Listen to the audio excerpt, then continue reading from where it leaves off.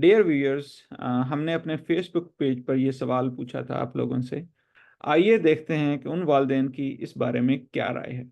जी, ऐसा है कि सख्ती करना ज़रूरी भी है बाज़ दफ़ा बच्चों पे, लेकिन बाज़ बच्चे ऐसे होते हैं कि बहुत ज़्यादा पोलाइट होते हैं, नरम होते हैं, उनसे नरम लहजे में बात की जाए, उन्हें समझाया जाए तो बच्चे समझ लेते हैं बात।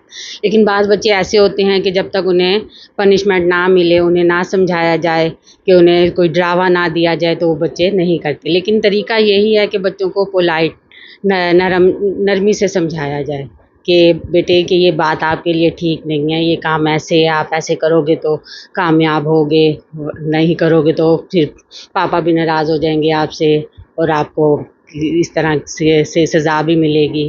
तो बच्चों को जो है सबसे पहले जो है नरमी से ही समझाया जाता है।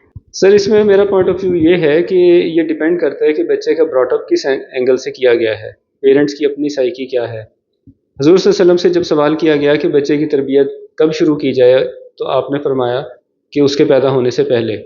यानी जिस खातून की सिलेक्शन की जाएगी शादी के लिए, उसका अपना टेम्परामेंट और पूरी फैमिली का टेम्परामेंट ये डिसाइड कर देता है कि बच्चे पे सख्ती करनी है या नहीं करनी, और अगर करनी है तो किस हद तक करनी है।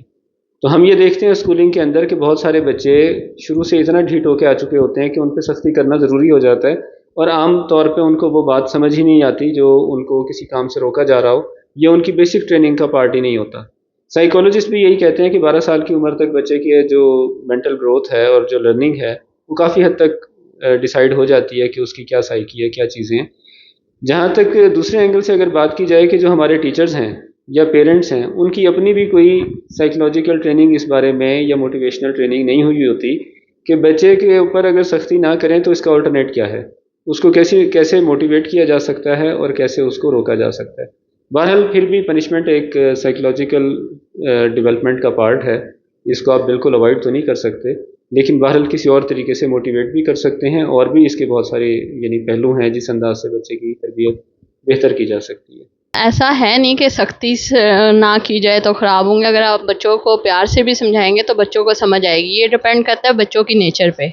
अगर बच्चों की नेचर को आप अच्छी तरह समझ लेंगे और उसकी नेचर के मुताबिक चलेंगे तो बच्चे सख्ती की बजाय प्यार से भी समझ जाएंगे। कई बातें ऐसी होती हैं कि थोड़ी बहुत सख्ती भी करनी पड़ती है, लेकिन वही बात है ना कि डिपेंड करता है बच्चों की नेचर पे और तरबियत पे भी।